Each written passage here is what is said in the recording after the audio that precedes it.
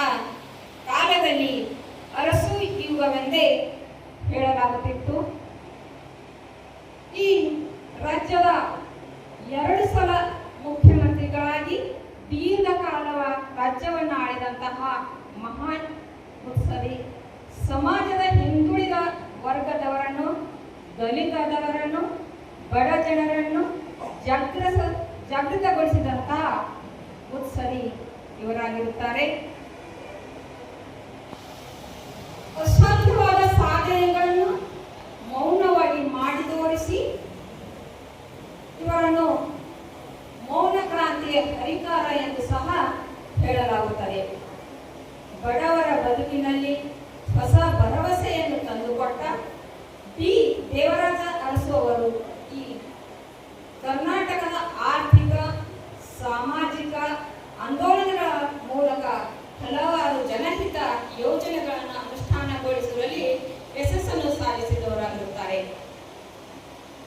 ಅರಸು ಅವರು ಸಣ್ಣವರಿದ್ದಾಗಲೇ ನಾನೊಂದು ಏನಾದರೂ ನಾ ಹುಟ್ಟಿದಂತಹ ಭೂಮಿಗೆ ಒಂದು ಯಾವ ಹೊಸ ಕಾರ್ಯವನ್ನು, ಜನರು ಮರೆಯಲಾರದಂತ ಕಾರ್ಯವನ್ನು ಮಾಡಬೇಕಂತ ತುಡಿತನ್ನ ಅವರ ಮನದಲ್ಲಿ ಯಾವಾಗಲೂ ಯೋಚಿಸುತ್ತಿರುವಂತೆ ಅವರ ಹವ್ಯಾಸಕ್ಕೆ ದೇವರು ಒಲಿದು ಅವರನ್ನು ಆಶೀರ್ವದಿಸಿ ಕರ್ನಾಟಕದ 2 ಸಲ ಮುಖ್ಯಮಂತ್ರಿಯಾಗುವ ಅವಕಾಶವನ್ನು ದೇವರು ಆಶೀರ್ವದಿಸುತ್ತಾರೆ ಎಂದು ಹೇಳಬಹುದು.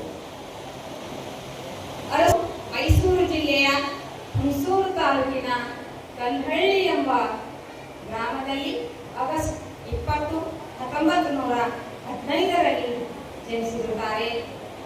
ತಂದೆ ದೇವರಾಜ ಅರಸು, ತಾಯಿ ದೇವರಮಣಿ ಇವರ ಒಂದು ಉದರದಲ್ಲಿ ಮಹಾಪುರುಷನ ಒಂದು ಜನನವಾಗುತ್ತದೆ. ಇವರು ಹುಟ್ಟಿದ ಮನೆತನ ಅಷ್ಟು ಶ್ರೀಮಂತ ಅಲ್ಲದಿದ್ದರೂ, ತೀರಾ ಬಡತನದಲ್ಲದಿದ್ದರೂ ಒಂದು ರೈತಾಪಿ ಕುಟುಂಬದವರಾಗಿರುತ್ತಾರೆ. ಇವರ ಪ್ರಾಥಮಿಕ ಶಿಕ್ಷಣ, ಮಾಧ್ಯಮಿಕ ಮೈಸೂರಿನಲ್ಲಿ ಹೋಗುತ್ತದೆ. ಮತ್ತೆ ಮುಂದೆ ಉನ್ನತ ಶಿಕ್ಷಣಕ್ಕಾಗಿ ಬೆಂಗಳೂರಿನ ಸೆಂಟ್ರಲ್ ಕಾಲೇಜಿನಲ್ಲಿ BSc ಪದವಿಯನ್ನು ಮುಗಿಸಿಕೊಂಡು ಅಲ್ಲೇ ಪಠ್ಯೇತರ ಜೊತೆ ಕಾಲಹರಣ ಮಾಡದೆ ತನ್ನ ಹಿರಿಯರ ಕಸುಬಾದಂತಹ ಕೃಷಿ ಕೆಲಸವನ್ನು ಮುಂದುವರಿಸಲು ತನ್ನ ಹುಟ್ಟೂರಾದ ಕಲ್ಹಳ್ಳಿಗೆ ಬಂದಿರುತ್ತಾರೆ.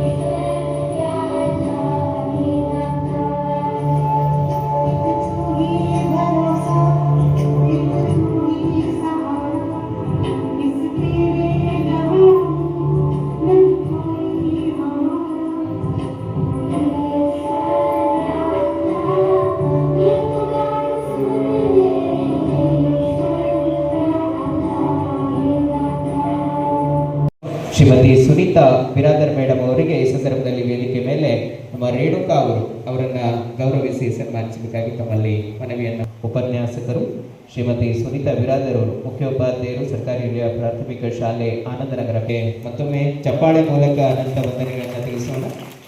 ಅದೇ ರೀತಿ ಕಾರ್ಯಕ್ರಮ ಬಗ್ಗೆ ಮೇಡಮ್ ಅವರಿಗೆ ಈ ಸಂದರ್ಭದಲ್ಲಿ ಸಂಜೀವಿನಿ ಅವರನ್ನ ಗೌರವಿಸಿ ಸನ್ಮಾನಿಸಿ ಕಾರ್ಯಕ್ರಮದ ವೇದಿಕೆಗೆ ಉಪಸ್ಥಿತರಿರುವ ಕಾರ್ಯಕ್ರಮದಲ್ಲಿ ಸರ್ವರಿಗೂ ಮೇಡಮ್ ಅವರಿಗೆ ತಮ್ಮೆಲ್ಲರ ಚಪ್ಪಾಳೆ ಮೂಲಕ ಅವರಿಗೆ ತುಂಬ ಹೃದಯದ ವಂದನೆಗಳನ್ನು ತಿಳಿಸೋಣ. ಕಾರ್ಯಕ್ರಮದ ವೇದಿಕೆ ಮೇಲೆ ಆಸೀನರಾಗಿರ್ತಕ್ಕಂಥ ಇನ್ನೊಬ್ಬ ಅತಿಥಿಗಳು ನಮ್ಮ ಸಂಜೀವ್ ಕುಮಾರ್ ಪಟ್ಟಣ್ಕರ್ ಸರ್, ವಿಸ್ತೀರ್ಣ ಅಧಿಕಾರಿಗಳು, ಅವರಿಗೂ ಸಹ ನೆರವೇರಿಸಲಿಕ್ಕೆ ನಾನು ನಮ್ಮ ಗಣೇಶ್ ಸರ್ ಅವರಲ್ಲಿ, ರಾಘವೇಂದ್ರ ಅವರಲ್ಲಿ ಮನವಿ. ಕಾರ್ಯಕ್ರಮದ ಅತಿಥಿಗಳು ಜೊತೆಗೆ ವಿಸ್ತೀರ್ಣ ಅಧಿಕಾರಿಗಳಾದಂಥ ನಮ್ಮ ಸಂಜೀವ್ ಕುಮಾರ್ ಪಟ್ಟಣ್ಕರ್ ಸರ್ ಅವರಿಗೆ